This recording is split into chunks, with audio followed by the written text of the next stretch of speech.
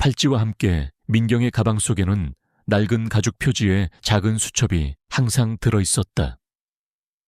수첩 안에는 빼곡한 글씨와 복잡한 다이어그램들이 가득했다. 그것은 도시계획, 건축이론, 그리고 사회 시스템 분석에 대한 내용들이었다. 마치 세계적인 도시 설계자가 작성한 듯한 내용이었지만 민경은 이 수첩의 존재를 누구에게도 알리지 않았다. 그녀는 밤늦도록 이 수첩을 들여다보며 자신만의 이론을 정립하곤 했다. 그녀는 자신이 왜 이런 복잡한 도시 계획에 매료되는지, 그리고 왜 이런 통찰력을 가지게 되었는지 명확히 설명할 수 없었다. 그저 어릴 적 남편이 그에게 도시의 발전과 인류의 조화에 대한 이야기를 들려주곤 했고, 그녀의 귀에는 그 이야기들이 마법처럼 들렸을 뿐이었다.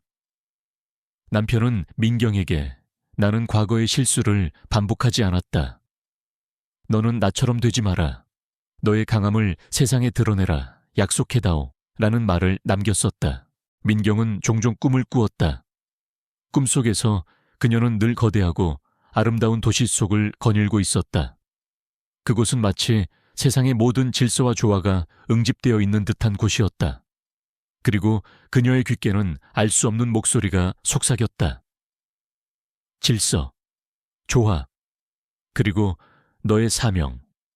그 목소리는 그녀에게 깊은 사명감을 안겨주었지만 동시에 알 수 없는 불안감을 주기도 했다. 민경이 사는 동네는 학군 좋고 번화한 강남 한복판에 자리한 명문사립 고등학교인 대성고등학교 근처였다. 그녀는 종종 학교 주변을 산책하곤 했다. 하지만 학교 주변에는 늘 불량한 학생들이 모여 있었다. 그들은 동네 주민들을 괴롭히고 약한 학생들을 상대로 학교 폭력을 일삼았다. 그 중에서도 학교의 일진이자 싸움장인 강태호는 가장 악명이 높았다. 그는 큰 덩치와 잔인한 성격으로 약한 학생들을 괴롭히며 자신의 힘을 과시했다. 어느 날 오후, 민경은 학교 앞 횡단보도를 건너고 있었다. 그녀는 느린 걸음으로 횡단보도를 건너는데 뒤에서 한 무리의 남학생들이 시끄럽게 떠들며 달려왔다. 그중 강태호가 앞장서서 민경의 어깨를 거칠게 밀쳤다. 민경은 중심을 잃고 바닥에 나동그라졌다. 그녀의 손에 들려있던 시장 바구니가 엎어지며 채소들이 길바닥에 굴러다녔다. 주변 학생들은 강태호의 위세에 눌려 아무도 나서지 못했다. 그들은 그저 민지를 동정하거나 비웃을 뿐이었다. 야, 할머니 눈 똑바로 뜨고 다녀야지. 늙었으면 집에나 처박혀 있지 뭘 기어나와.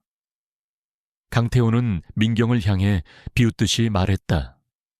그의 목소리에는 노골적인 경멸과 조롱이 담겨 있었다.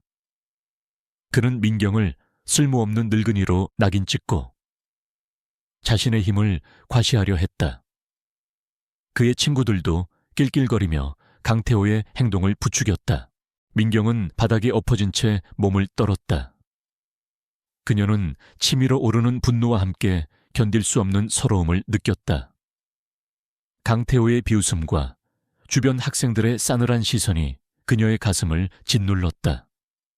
그녀의 뇌리에는 남편의 마지막 모습과 그가 남긴 옥빛 팔찌가 스쳐 지나갔다.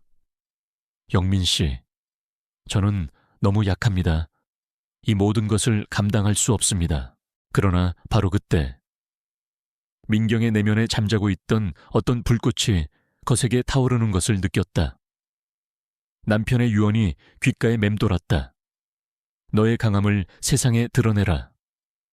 그녀는 더 이상 숨어 지낼 수 없었다. 그녀는 자신의 모든 것을 걸고 이 학교 폭력에 맞서 강태호의 오만함을 꺾고 자신을 비웃는 세상을 향해 자신의 진정한 힘을 증명하기로 결심했다. 그녀의 두 번째 삶은 이렇게 비극적이고도 비장한 방식으로 시작되었다. 그녀는 홀로 거대한 시스템에 맞서 싸워야 하는 전사가 되었다. 주변의 그 누구도 늙고 병든 민경이 강태호라는 거대한 벽을 넘을 수 있다고 생각하지 않았다.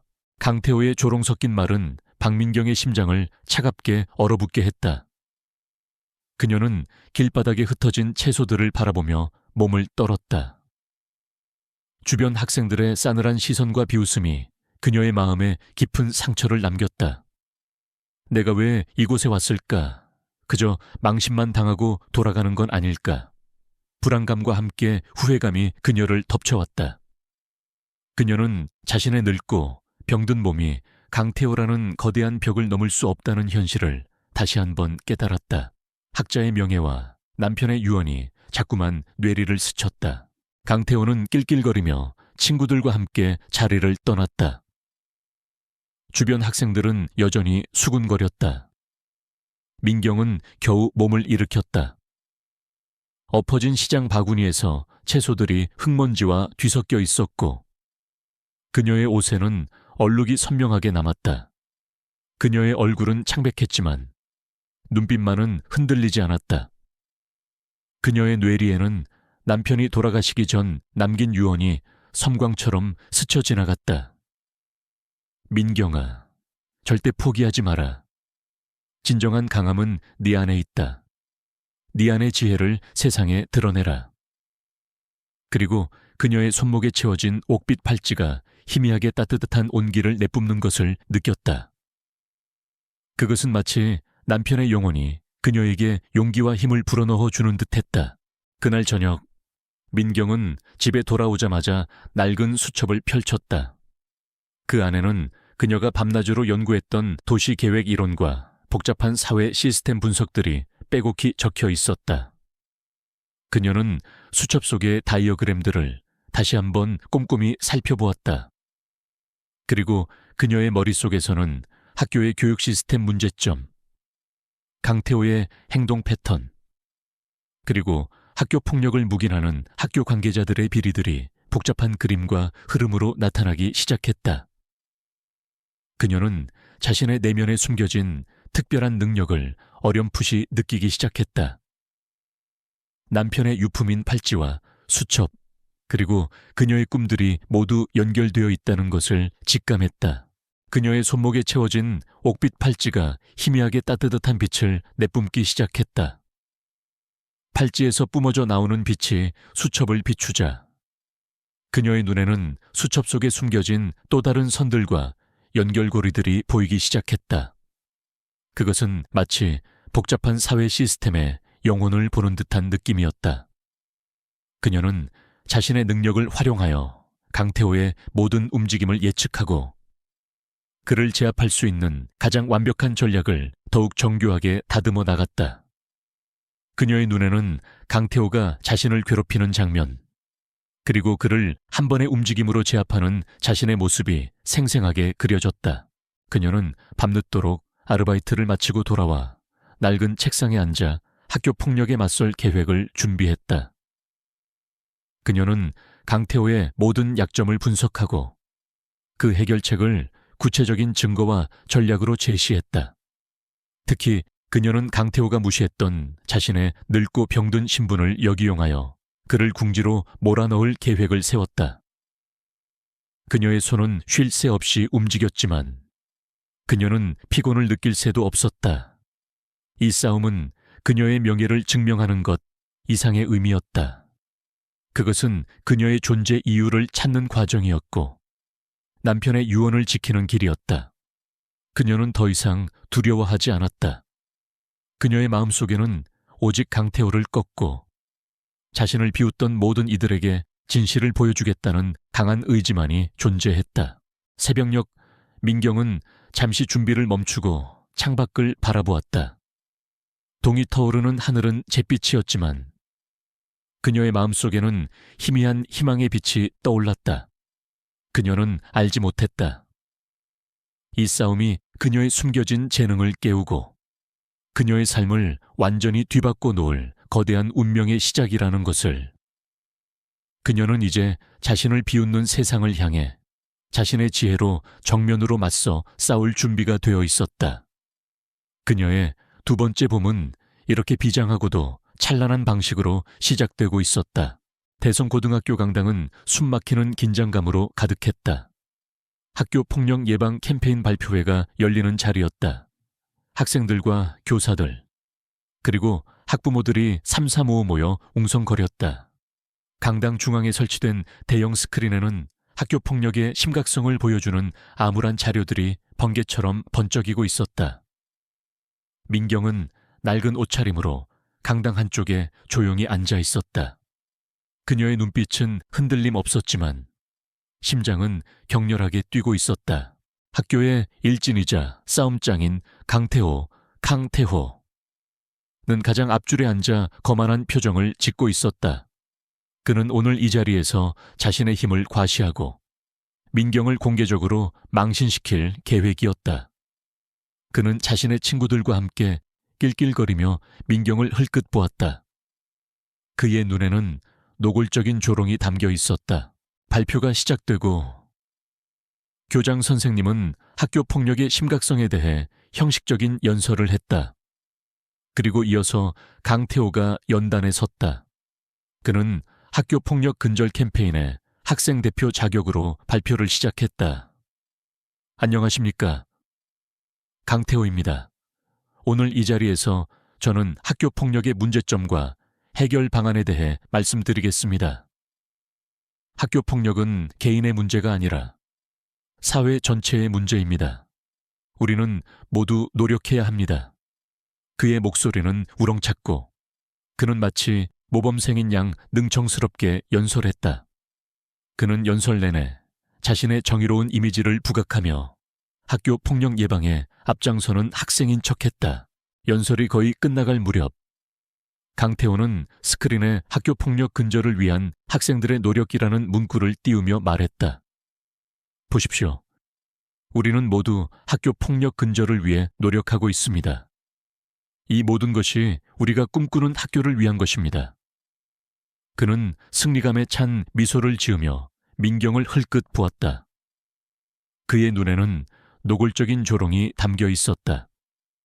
내까지 늙은이가 감히 내게 대들어 결국 모든 건 나의 계획대로 될 거야. 그 순간 민경은 천천히 자리에서 일어섰다. 그녀의 몸은 지난밤의 피로로 지쳐 있었지만 그녀의 눈빛은 그 어느 때보다 강렬하게 빛나고 있었다. 그녀의 손목에 채워진 옥빛 팔찌가 희미하게 진동하기 시작했다. 잠시만요. 강태호 학생. 민경의 목소리는 작았지만 그 속에 담긴 진정성은 웅성거리던 강당을 침묵시켰다. 저는 강태호 학생의 발표에 몇 가지 치명적인 오류가 있다고 생각합니다. 강태호는 어이없다는 듯이 코웃음을 쳤다.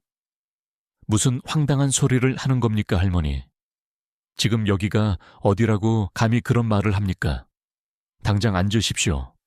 늙었으면 집에나 계시지 뭘 기어 나와서 행사를 망치려 합니까? 그의 목소리에는 노골적인 분노와 함께 그녀를 모욕하려는 의도가 담겨 있었다. 강당 안의 다른 학생들도 강태호의 편을 들며 킬킬거렸다. 저 할머니가 감히 강태호에게 대들어 바로 그 순간이었다. 강태호의 비웃음이 민경의 귓가를 파고드는 순간 민경의 몸속에서 알 수 없는 뜨거운 기운이 솟구쳐 올랐다. 그녀의 옥빛 팔찌가 강렬하게 빛나기 시작했고 그녀의 눈앞에 펼쳐진 대형 스크린에 나타난 강태호의 발표 자료에서 희미한 빛의 잔상들이 나타나기 시작했다. 그것은 마치 자료 속에 숨겨진 조작이나 은폐의 흔적처럼 보였다. 그녀의 눈에만 보이는 진실의 표식이었다. 강태호 학생, 당신은 학교 폭력 근절을 외치지만 실제로는 당신 자신이 학교 폭력의 주범입니다. 그리고 당신의 발표는 모두 거짓으로 꾸며진 것입니다. 민경은 대형 스크린에 나타난 강태호의 발표 자료의 특정 부분을 가리켰다. 그녀의 팔찌에서 뿜어져 나오는 빛이 스크린에 닿자 육안으로는 보이지 않던 미세한 얼룩과 지워진 흔적들이 푸른빛으로 선명하게 드러났다. 이 자료들은 당신이 학교 폭력을 저질렀다는 명백한 증거를 숨기기 위해 조작되었습니다. 그리고 이 사진은 당신이 동네에서 어린아이를 폭행했던 그 장면입니다. 스크린에는 강태호가 다른 학생들을 무자비하게 폭행하는 생생한 영상과 함께 그가 민경의 어깨를 밀치고 시장 바구니를 엎었던 장면, 그리고 학교 폭력을 은폐하기 위해 교장과 은밀히 접촉하여 무언가를 주고받는 모습까지 투명하게 드러났다. 민경은 계속해서 말을 이어갔다. 그녀의 목소리는 이제 확신에 차 있었고 그녀의 눈빛은 흔들림 없었다. 그녀는 강태호의 모든 학교 폭력 행위, 그의 은밀한 협박, 그리고 교장과의 불법적인 거래, 정황까지 낱낱이 파헤쳤다. 모든 데이터는 물 흐르듯 유기적으로 연결되어 강태호와 교장의 모든 음모를 낱낱이 고발하고 있었다. 그녀의 분석은 전문 프로파일러의 브리핑보다 훨씬 명확하고 설득력이 있었다. 이것은 말도 안 돼. 강태호의 얼굴은 핏기 하나 없이 새하얗게 질렸다. 그의 눈은 공포와 분노로 가득 찼다. 그는 자리에서 벌떡 일어나 스크린을 향해 달려들었다. 저건 조작이야, 사기라고 당장 꺼라. 그러나 민경은 멈추지 않았다. 그녀는 팔찌에서 뿜어져 나오는 빛을 강당 벽면에 설치된 모든 전광판과 디지털 패널로 확장시켰다. 그러자 강당 전체가 민경이 투영하는 진실의 빛으로 가득 찼다. 모든 패널에는 강태호와 교장의 음모가 담긴 데이터와 증거들이 동시에 나타났다. 강태호가 다른 학생들을 괴롭히는 모습, 교직원들과 은밀히 만나 비리를 저지르는 장면, 그리고 그가 자신의 힘을 과시하며 학교 질서를 문란하게 했던 기록까지 모든 것이 실시간으로 투영되었다. 저는 이 모든 진실을 봤습니다.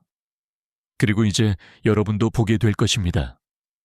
민경의 목소리는 강당 전체에 울려 퍼졌다. 강태호와 그를 비호하던 교장, 그리고 그의 부유한 부모님은 이 모든 광경을 지켜보며 몸이 굳어버렸다. 그들의 눈은 공포에 질려 미친 듯이 흔들렸다. 그들이 필사적으로 숨겨왔던 모든 추악한 진실들이 백일에 드러난 것이다. 그들은 비명조차 지르지 못하고 그 자리에서 주저앉아 버렸다. 강당 내 분위기는 경악과 충격으로 가득 찼다. 웅성거리던 소리는 완전히 멈췄고 모든 이들은 민경이 보여준 기적 같은 광경에 압도되었다. 처음에는 의심하던 사람들의 눈빛은 경외감과 함께 분노로 타올랐다. 말도 안 돼. 저 할머니가 진짜 천재 학자였어. 강태호가 저런 파렴치한 짓을 저질렀다고 당장 퇴학시켜라. 학교 폭력이 저렇게 심각했다니 교장은 뭘 한 거야. 환호성과 함께 뜨거운 박수 소리가 강당에 울려 퍼졌다. 민경을 비웃었던 학생들은 눈물을 글썽이며 그녀에게 진심으로 감사했다. 그 순간 미리 잠복해 있던 경찰관들이 강당으로 들이닥쳤고 강태호와 그를 비호하던 교장, 그리고 그의 부모님은 필사적으로 저항했지만 결국 붙잡혔다. 그들의 비명소리가 강당에 메아리 쳤다. 그들의 오만함과 거짓은 결국 그들 자신을 집어삼켰다. 민경은 스크린을 보았다. 모든 진실이 명확하게 드러나 있었다. 그녀는 해냈다. 자신을 비웃던 모든 이들 앞에서 그녀는 자신의 능력으로 자신을 증명했다. 그녀는 강태호의 악행을 폭로하고 학교 폭력의 실체를 세상에 알렸다. 그녀의 승리는 단순한 한 노부인의 성공을 넘어섰다. 그것은 진실과 지혜가 불의와 폭력을 압도했음을 보여주는 역사적인 순간이었다. 그녀의 눈에 비친 빛은 이제 혼란 속에서 길을 잃은 모든 이들에게 희망의 등대가 될 것이었다. 학교 강당에서의 충격적인 폭로 이후 박민경을 둘러싼 상황은 급변했다. 언론은 더 이상 그녀를 늙고 병든 할머니로 취급하지 않았다.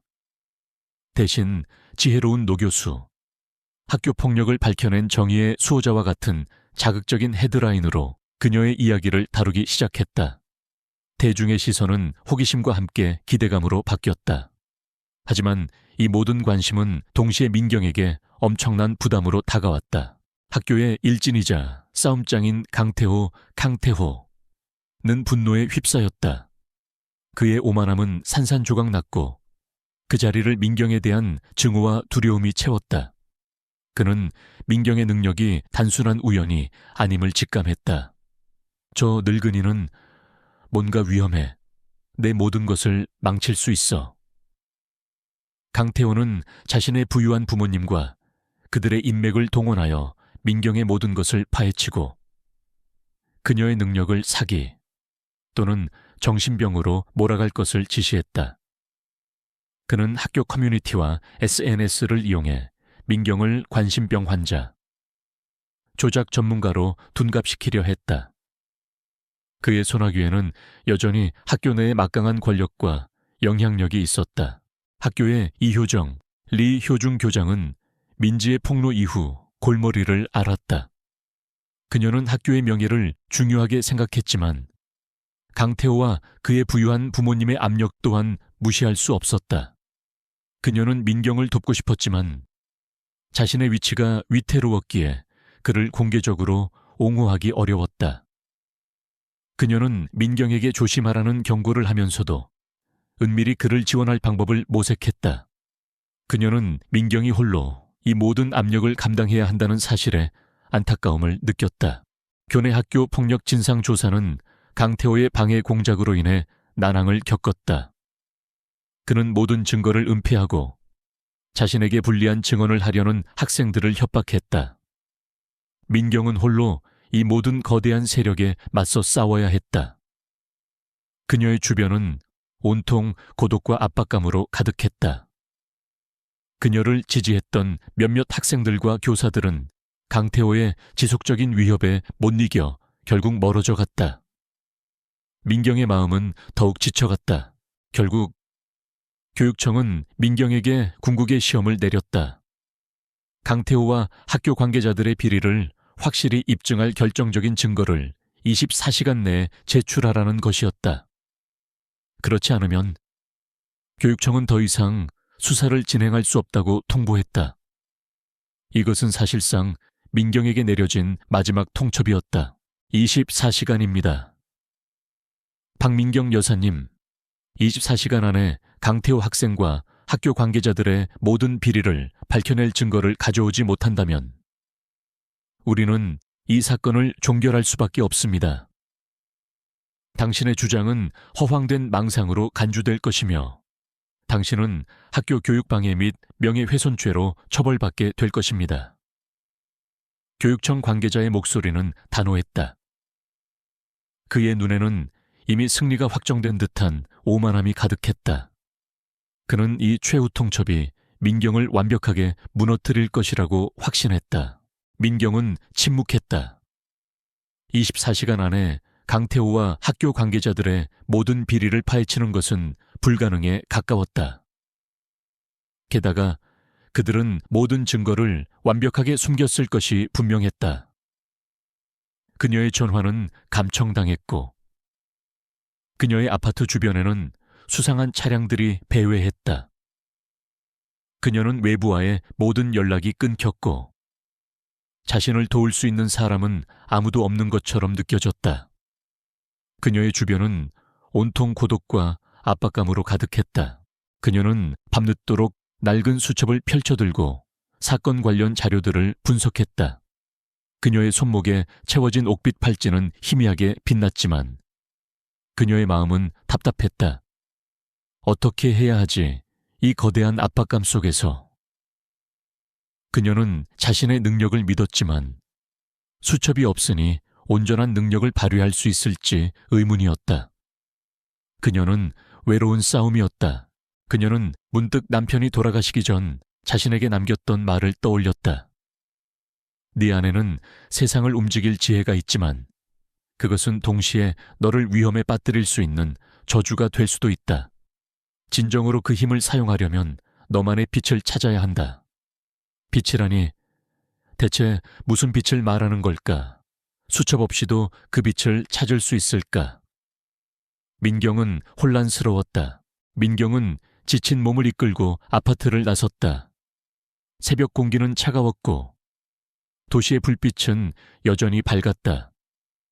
그녀는 익숙하게 밤거리를 걷다. 문득 발걸음을 멈췄다. 그녀의 눈에 도시 곳곳에 설치된 CCTV 카메라들이 들어왔다. 그 카메라들은 마치 보이지 않는 눈처럼 도시의 모든 움직임을 기록하고 있었다. 그녀의 옥빛 팔찌가 강렬하게 빛나기 시작했고 팔찌에서 뿜어져 나오는 빛이 CCTV 카메라들을 비추자 그녀의 눈에는 카메라 속에 기록된 미세한 데이터 흔적이 보였다. 그것은 강태호자 다른 학생들을 괴롭히는 모습, 그가 학교 폭력을 은폐하기 위해 벌인 행동들, 그리고 심지어 교직원들과 은밀히 접촉했던 장면까지도 명확하게 보여주는 진실의 잔상이었다. 그녀의 능력은 단순한 분석을 넘어 시각적으로 과거의 흔적을 드러낼 수 있는 경지에 이르고 있었다. 민경은 그제야 빛의 의미를 깨달았다. 그녀의 팔찌에서 나오는 빛은 단순히 보이지 않는 것을 보이게 하는 것을 넘어 진실을 투영하는 빛알이었다. 그녀는 그 빛을 통해 강태호와 학교 관계자들의 모든 음모를 폭로할 수 있을 것이라고 직감했다. 하지만 이 사실을 어떻게 사람들에게 보여줄 수 있을까? 파손된 서류나 조작된 전산망이 아닌 눈앞에 펼쳐지는 시각적인 증거가 필요했다. 그녀는 다시 수첩을 펼쳤다. 그녀의 손은 빠르게 움직였다. 그녀는 강태호가 의도적으로 숨긴 학교 폭력의 증거들, 그가 다른 학생들에게 가했던 협박, 그리고 교직원들과의 불법적인 거래에 대한 단서들을 시각화할 방법을 고민했다. 그녀의 머릿속에서는 복잡한 사회 시스템 모델과 자신의 특별한 능력이 결합되어 새로운 아이디어가 떠올랐다. 그녀는 학교의 모든 전산 시스템을 활용하여 자신의 분석을 현실에 투영할 수 있을 것이라고 생각했다. 교육청 브리핑룸의 대형 스크린, 그리고 학교의 모든 전광판까지도 그녀의 무기가 될 수 있었다. 시간은 계속해서 흘러갔다. 밤은 깊어졌고 민경은 잠시도 눈을 붙이지 않았다. 그녀는 다음 날 아침 브리핑이 열릴 교육청으로 향했다. 그곳은 그녀의 운명을 결정지을 최후의 전장이 될 것이었다. 그녀는 이제 혼자가 아니었다. 남편의 유언, 그리고 그 안에 잠재된 특별한 능력이 그녀를 지탱하고 있었다. 새벽녘, 민경은 낡은 옷차림으로 교육청 문을 열고 들어섰다. 교육청 관계자들과 강태호, 그리고 학교 관계자들의 변호인단이 앉아 있었다. 그들의 눈빛은 민경을 향해 있었다.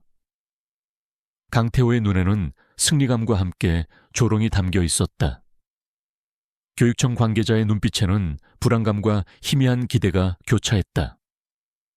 민경의 얼굴은 피곤했지만 그녀의 눈빛은 그 어느 때보다 강렬했다.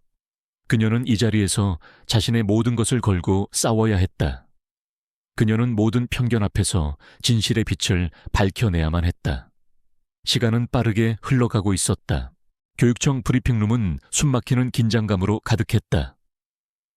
교육청 관계자는 냉담한 표정으로 시계를 확인하며 민경을 향해 차갑게 말했다. 박민경 여사님, 이제 24시간이 지났습니다. 강태호 학생과 학교 관계자들의 모든 비리를 밝혀낼 결정적인 증거를 가져오셨습니까? 아니면 당신의 주장이 허황된 망상으로 간주될 것이며 모든 책임을 지시겠습니까? 그의 목소리에는 승리감과 함께 조롱이 가득했다. 강태호 또한 흡족한 표정으로 민경을 바라보며 비웃었다. 그의 뒤에는 부유한 그의 부모님이 만족스러운 미소를 지으며 앉아 있었다. 숨 막히는 순간 민경은 천천히 자리에서 일어섰다. 그녀의 얼굴은 피곤했지만 눈빛은 그 어느 때보다 강렬하게 빛나고 있었다. 그녀의 손목에 채워진 옥빛 팔찌가 희미하게 진동하기 시작했다. 그녀는 연단 중앙의 마이크를 잡았다.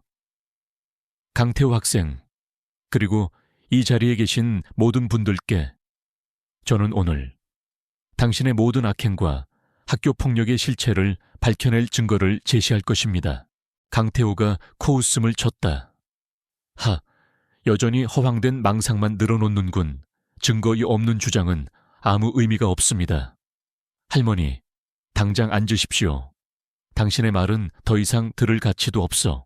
증거는 제 눈에 보입니다. 그리고 이제 여러분의 눈에도 보일 것입니다. 민경은 단호하게 외쳤다. 그녀는 자신의 손목에 채워진 옥빛 팔찌를 높이 들었다. 팔찌에서 뿜어져 나오는 강렬한 푸른빛이 브리핑룸 중앙에 설치된 대형 스크린을 향했다. 찌지직 하는 소리와 함께 스크린에서 미세한 스파크가 튀었다. 그리고 거짓말처럼 스크린 위에 복잡한 데이터와 학교 내부의 잔상들이 3D 홀로그램처럼 떠오르기 시작했다. 그것은 단순한 데이터가 아니었다. 민경의 옥빛 팔찌에서 뿜어져 나오는 빛은 마치 살아있는 에너지처럼 숫자와 이미지들을 엮어냈고, 민경의 목소리에 맞춰 그 모든 정보가 실시간으로 시각화되었다. 민경은 스크린에 떠오른 복잡한 행동 패턴, 그래프의 특정 지점을 가리켰다. 강태호 학생, 당신은 약한 학생들을 괴롭히고 학교 폭력을 일삼아왔습니다. 그리고 당신의 부모님과 학교 관계자들은 이 모든 사실을 알고 있었음에도 불구하고 당신을 비호하며 학교 폭력을 은폐했습니다. 이 데이터는 그 모든 증거를 보여줍니다. 스크린에는 강태호가 다른 학생들을 무자비하게 폭행하는 생생한 영상과 함께 그가 민경의 어깨를 밀치고 시장 바구니를 엎었던 장면, 그리고 학교 폭력을 은폐하기 위해 교장과 은밀히 접촉하여 무언가를 주고받는 모습이 투명하게 드러났다. 이어서 강태호의 부모가 교장에게 거액의 뇌물을 건네며 아들의 비행을 눈 감아주도록 지시하는 장면, 그리고 학교 폭력 피해 학생들이 강태호의 협박 때문에 진실을 말하지 못했던 고통스러운 증언 영상까지 낱낱이 파헤쳤다. 모든 데이터는 물 흐르듯 유기적으로 연결되어 강태호와 학교 관계자들의 모든 음모를 낱낱이 고발하고 있었다. 그녀의 분석은 전문 프로파일러의 브리핑보다 훨씬 명확하고 설득력이 있었다. 이것은 말도 안 돼. 강태호의 얼굴은 핏기 하나 없이 새하얗게 질렸다. 그의 눈은 공포와 분노로 가득 찼다. 그는 자리에서 벌떡 일어나 스크린을 향해 달려들었다. 저건 조작이야, 사기라고 당장 꺼라. 그러나 민경은 멈추지 않았다. 그녀는 팔찌에서 뿜어져 나오는 빛을 브리핑룸 벽면에 설치된 모든 전광판과 디지털 패널로 확장시켰다. 그러자 브리핑룸 전체가 민경이 투영하는 진실의 빛으로 가득 찼다. 모든 패널에는 강태호와 학교 관계자들의 음모가 담긴 데이터와 증거들이 동시에 나타났다. 강태호가 다른 학생들을 괴롭히는 모습, 교직원들과 은밀히 만나 비리를 저지르는 장면, 그리고 그가 자신의 힘을 과시하며 학교 질서를 문란하게 했던 기록까지, 모든 것이 실시간으로 투영되었다. 저는 이 모든 진실을 봤습니다. 그리고 이제 여러분도 보게 될 것입니다. 민경의 목소리는 브리핑룸 전체에 울려 퍼졌다. 강태호와 그의 부모, 그리고 교장은 이 모든 광경을 지켜보며 몸이 굳어버렸다. 그들의 눈은 공포에 질려 미친 듯이 흔들렸다. 그들이 필사적으로 숨겨왔던 모든 추악한 진실들이 백일에 드러난 것이다. 그들은 비명조차 지르지 못하고 그 자리에서 주저앉아 버렸다. 브리핑룸 내 분위기는 경악과 충격으로 가득 찼다. 웅성거리던 소리는 완전히 멈췄고, 모든 이들은 민경이 보여준 기적 같은 광경에 압도되었다. 처음에는 의심하던 사람들의 눈빛은 경외감과 함께 분노로 타올랐다. 말도 안 돼, 저 할머니가 진짜 천재 학자였어. 강태호가 저런 파렴치한 짓을 저질렀다고 당장 퇴학시켜라. 학교 폭력이 저렇게 심각했다니 교장은 뭘 한 거야. 환호성과 함께 뜨거운 박수 소리가 브리핑룸에 울려 퍼졌다. 민경을 비웃었던 학생들은 눈물을 글썽이며 그녀에게 진심으로 감사했다. 그 순간 미리 잠복해 있던 교육청 감사팀과 경찰관들이 브리핑룸으로 들이닥쳤고 강태호와 그의 부모 그리고 교장은 필사적으로 저항했지만 결국 붙잡혔다. 그들의 비명소리가 브리핑룸에 메아리 쳤다. 그들의 오만함과 거짓은 결국 그들 자신을 집어삼켰다. 민경은 스크린을 보았다. 모든 진실이 명확하게 드러나 있었다. 그녀는 해냈다. 자신을 비웃던 모든 이들 앞에서 그녀는 자신의 능력으로 자신을 증명했다.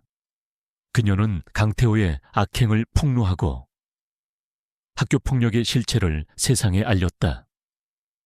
그녀의 승리는 단순한 한 노부인의 성공을 넘어섰다. 그것은 진실과 지혜가 불의와 폭력을 압도했음을 보여주는 역사적인 순간이었다. 그녀의 눈에 비친 빛은 이제 혼란 속에서 길을 잃은 모든 이들에게 희망의 등대가 될 것이었다.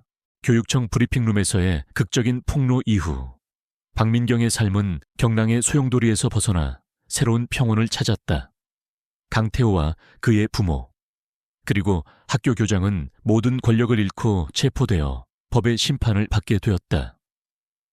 그들의 탐욕과 부패는 만천에 드러났고 대성고등학교는 학교폭력 은폐의 오명과 함께 사회적 지탄을 받았다.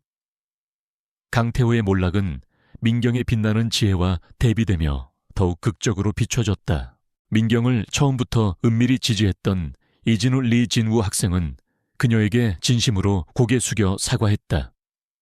그는 자신의 무기력함과 침묵을 후회하며 이제는 민경의 든든한 지원자가 되기로 결심했다. 박민경 여사님, 제가 얼마나 어리석고 비겁했는지 깨달았습니다. 당신의 지혜와 용기 앞에서 저는 너무나 부끄러웠습니다. 정말 죄송합니다. 그의 목소리에는 깊은 후회와 함께 민경을 향한 진심 어린 존경심이 담겨 있었다. 이진우는 민경이 보여준 용기와 통찰력에 깊은 감명을 받았고 그녀의 능력을 적극적으로 지원하기로 결심했다. 민경은 학업을 마친 후 남편의 유언대로 사회 설계자이자 교육개혁가의 길을 걷기로 결심했다.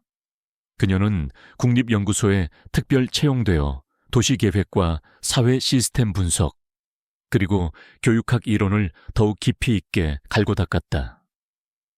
그녀의 특별한 능력, 즉 질서와 조화를 보고 제어하는 눈답 안좌절은 연구 과정에서도 빛을 발했다. 그녀는 단순히 사회 문제를 분석하는 것을 넘어 학교 폭력의 근본적인 원인을 파악하고 교육 시스템의 취약점을 보완하여 학생들의 인성과 지성을 균형 있게 발전시키는 새로운 교육 모델을 제시하는 등 독보적인 재능을 가진 인물로 성장했다. 그녀의 연구는 단순한 지식 탐구가 아니라 사회를 변화시키고 인류의 미래를 밝히는 마법과도 같았다. 어느 날 저녁, 민경은 자신의 연구실에서 창밖을 바라보았다. 화려한 도시의 불빛은 멀리서 반짝였지만 그녀의 마음은 여전히 고요했다. 그녀는 책상 위에 놓인 낡은 옥빛 팔찌를 집어들고 가만히 어루만졌다. 팔찌에서 뿜어져 나오는 희미한 온기는 남편의 존재를 느끼게 했다. 영민 씨, 제가 해냈습니다. 당신이 주신 지혜로 많은 사람들을 도울 수 있게 되었습니다. 그녀는 남편의 유언인 진정한 강함은 내 안에 있다는 말을 가슴에 새기며 자신의 능력을 오직 선한 목적을 위해서만 사용하겠다고 다짐했다. 강민수 박사, 독tor. 강민수는 민경의 가장 든든한 멘토이자 동료가 되어주었다. 그는 민경이 사회개혁가로서 올바른 길을 갈 수 있도록 조언을 아끼지 않았다. 그는 이제 민경의 가장 든든한 조력자이자 동생과도 같은 존재가 되어 있었다. 그들은 단순한 연구 동료를 넘어 서로를 깊이 존중하는 관계가 되어 있었다. 민경아, 너의 연구는 이제 단순한 학술적 성과를 넘어섰어. 사람들에게 희망을 주고 사회를 변화시키는 존재가 되고 있단다. 강민수 박사가 따뜻한 미소를 지으며 말했다. 민경은 미소 지었다. 박사님 덕분이에요. 그리고 영민 씨가 남겨주신 선물 덕분이고요. 저는 이제 제 힘이 어디서 왔는지 알아요. 그리고 무엇을 해야 할지도요. 그녀의 팔찌는 희미하게 빛나고 있었다.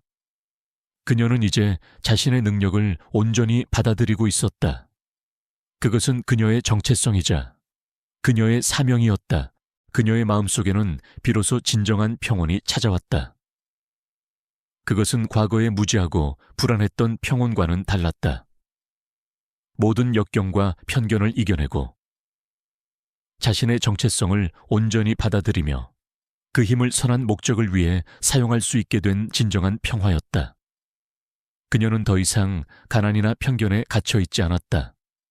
그녀는 자신의 지혜로 세상을 변화시킬 수 있는 힘을 가진 존재가 되었다. 그녀의 삶에 두 번째 봄틀은 이렇게 찬란하게 만개하고 있었다. 5년 후, 박민경은 더 이상 은퇴한 노교수나 학교폭력 피해 할머니라는 꼬리표에 갇히지 않았다. 그녀는 이제 전 세계 교육계와 사회학계가 주목하는 성우자이자 인류의 지혜를 가진 혁신가로 우뚝 섰다. 그녀가 이끄는 국립교육개혁연구소는 학교폭력 근절과 인성교육 강화에 독보적인 성과를 거두며 세계적인 찬사를 받았다. 민경의 리더십은 단순히 학술적 발견에만 있지 않았다. 그녀는 교육이 사회 변화의 시작점이라고 믿으며 모든 연구와 혁신의 중심에 인간 존중과 공동체의 가치를 두었다. 그녀는 진정한 교육은 지식뿐 아니라 사랑과 나눔에서 비롯된다고 믿었다. 민경은 자신의 성공을 개인적인 영광으로만 여기지 않았다. 그녀는 자신과 같은 어려움을 겪는 이들을 위해 지혜 용 재단을 설립했다. 이 재단은 그녀의 팔찌 속 용 문양에서 이름을 따온 것으로 학교 폭력 피해 학생들에게 심리치료와 법률 지원을 제공하고 어려운 환경의 청소년들에게 인성교육과 멘토링 프로그램을 제공하며 올바른 가치관을 심어주었다. 그녀는 매년 국내외 유수대학과 교육포럼에서 초청 강연을 했다. 강단에 선 그녀는 자신의 경험을 이야기하며 지혜는 과거를 이해하는 데서 시작되어 미래를 향한 용기로 나아간다는 메시지를 전하며 젊은 인재들에게 깊은 영감을 주었다. 그녀의 강연은 수많은 사람들의 마음을 움직였다. 민경의 남편, 김영민 박사가 남긴 낡은 옥빛 팔찌는 이제 더 이상 그녀의 연구복 속에 숨겨진 비밀이 아니었다. 그것은 그녀의 연구실 책상 위, 가장 잘 보이는 곳에 놓여 있었다. 그녀는 매일 아침 팔찌를 집어들고 잠시 명상하듯 눈을 감았다. 그녀에게 팔찌는 남편의 가르침과 자신의 초심을 잊지 않게 하는 소중한 존재였다. 그녀의 곁에는 이제 그녀를 신뢰했던 이진우 학생과 강민수 박사가 든든한 조력자로 자리매김했다. 이진우는 재단의 핵심 인재로 성장하여 민경의 비전을 함께 실현했고, 강민수 박사는 은퇴 후에도 재단의 명예이사장으로서 민경의 활동을 적극적으로 지원했다. 그들은 단순한 연구 동료나 제자를 넘어 서로에게 깊은 신뢰와 존경을 가진 가족 같은 존재가 되어 있었다. 어느 맑은 가을날, 민경은 특별한 자리에 참석하기 위해 고향 마을을 찾았다. 그곳은 그녀가 어린 시절부터 꿈을 키웠던 곳이자 남편과 함께 도시 계획을 논하곤 했던 곳이기도 했다. 마을은 민경과 지혜의 용재단의 후원으로 새롭게 변화하여 평화로운 학문의 숲안이라는 이름으로 재탄생하게 되었다. 그날은 지혜의 용재단이 주최하는 미래교육 박람회가 열리는 날이기도 했다. 행사가 시작되고 민경은 연단에 섰다. 그녀의 목소리는 차분했지만 그 속에는 따뜻한 진심과 강한 확신이 담겨 있었다. 5년 전, 저는 이곳에서 저의 모든 것을 잃을 뻔했습니다. 하지만 저는 저의 내면에 숨겨진 지혜의 빛과 남편의 유언 덕분에 이 자리에 설 수 있었습니다. 지혜의 용재단은 모든 아이들이 안전하고 행복하게 배우며 성장할 수 있는 세상을 만들 것입니다. 우리는 함께 더 나은 미래를 향해 나아갈 것입니다. 그녀의 연설에 참석자들은 뜨거운 박수갈채를 보냈다. 마을 주민들과 재단 후원자들, 그리고 전 세계에서 온 교육 전문가들의 얼굴에는 감동과 함께 미래에 대한 기대감이 가득했다. 민경은 연설을 마치고 단상에서 내려와 자신을 향해 환하게 미소 짓는 아이들을 따뜻하게 안아주었다. 그녀는 또한 박람회에 참여한 그녀가 과거에 도움을 주었던 학교폭력 피해 학생들에게 직접 장학증서를 수여하며 그들의 꿈을 응원했다. 마지막 이미지 해질 역. 민경은 평화로운 학문의 숲 중앙에 있는 작은 정원에 홀로 앉아 있었다. 멀리서는 아이들이 새로 지어진 학교 건물에서 해맑게 웃으며 나오는 모습이 보였다. 정원에는 그녀의 남편이 설계했던 작은 연못이 있었고 그 연못 위로는 달빛이 은은하게 비치고 있었다. 그녀는 자신의 손목에 채워진 옥빛 팔찌를 조용히 바라보았다. 팔찌에서 뿜어져 나오는 용문양은 달빛을 받아 더욱 영롱하게 빛났다. 그녀는 희미하게 미소 지었다. 그 미소는 더 이상 과거의 초라함이나 고독이 아닌 모든 역경을 이겨내고 진정한 자신을 찾은 사람의 평온하고 확신에 찬 미소였다. 그녀는 이제 단순한 노교수가 아니었다. 그녀는 지혜와 통찰력으로 세상을 변화시킨 리더이자 수많은 사람들에게 희망을 선사하는 존재였다. 한 줄기 따뜻한 바람이 그녀의 머리카락을 부드럽게 스쳤다. 마치 남편의 영혼이 그녀의 곁에서 조용히 미소 짓고 있는 듯 했다. 그녀의 이야기는 끝이 아니었다. 그것은 지혜와 정의가 만들어낼 끝없이 펼쳐질 아름다운 2번째 봄디르의 시작이었다. 여러분, 안녕하세요. 오늘 이야기는 어떠셨나요? 한 평범한 노부인이 자신의 숨겨진 재능과 지혜를 발견하고 불의한 권력에 맞서 싸우며 세상에 공정함과 희망을 선사하는 감동적인 이야기였습니다. 때로는 우리가 마주하는 시련이 우리 안에 잠재된 가장 큰 힘을 깨우는 촉매가 될 수 있다는 것을 박민경의 이야기가 잘 보여주었죠. 이 이야기가 여러분의 마음에 깊은 울림을 주었다면 좋아요를 눌러주시고 댓글로 감상을 남겨주세요. 박민경 교수님께 어떤 응원의 메시지를 보내고 싶으신가요? 혹은 여러분이 생각하는 진정한 지혜는 어떤 모습일지 상상력을 발휘하여 공유해 주세요. 그리고 이런 감동적인 이야기가 더 많은 사람들에게 전달될 수 있도록 구독과 알림 설정 잊지 마세요. 다음번에는 또 어떤 흥미진진한 이야기로 여러분을 찾아올지 기대해 주세요. 그럼 다음 영상에서 만나요. 안녕. 어둠이 짙게 깔린 서울의 변두리 동네. 낡은 아파트 골목에 박민경, 팍민. 흉 간첸료는 그림자처럼 존재했다. 70세의 그녀는 겉모습은 평범했고 낡은 면바지와 셔츠는 그녀를 시골에서 막 상경한 사람처럼 보이게 했다.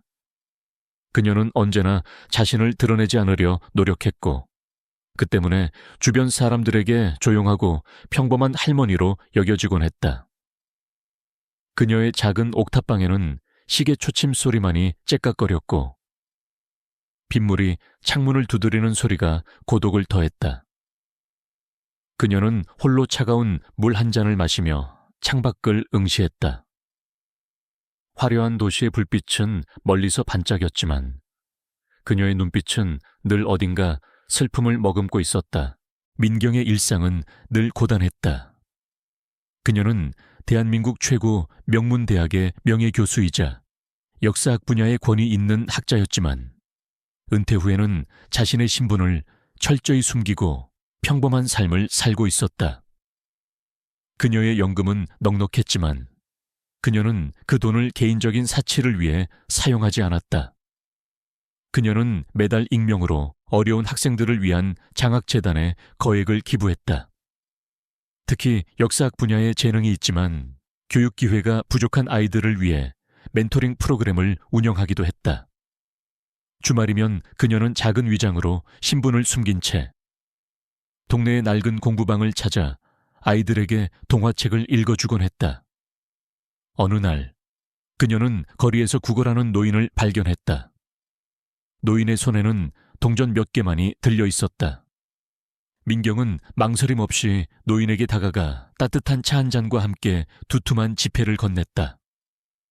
노인은 그녀에게 고맙다는 인사 한마디 없이 눈물을 글썽였지만 민경은 그저 흐뭇한 미소를 지을 뿐이었다. 그녀의 선행은 늘 아무도 모르게 이루어졌다. 민경의 오른손 손목에는 낡고 빛바랜 옥빛 팔찌가 채워져 있었다. 팔찌는 손때 묻은 옥색이었으며 한쪽 면에는 꿈틀거리는 용 모양이 섬세하게 새겨져 있었다. 그것은 그녀의 남편이자 건축 분야의 전설적인 인물이었던 김영민 박사가 돌아가시기 전 남긴 유일한 유품이었다. 영민 박사는 생전에 뛰어난 건축가이자 전설적인 도시 설계자였다. 그는 민경에게 이 팔찌를 주며 이것은 너의 길을 밝혀줄 것이며 동시에 세상의 모든 질서를 꿰뚫어보는 지혜의 눈이 될 것이다. 라는 알 수 없는 말을 남겼을 뿐이었다. 민경은 가끔 팔찌에서 희미한 온기가 느껴지는 것을 알아챘지만 그것은 그저 오래된 옥의 특성이라고 치부했다.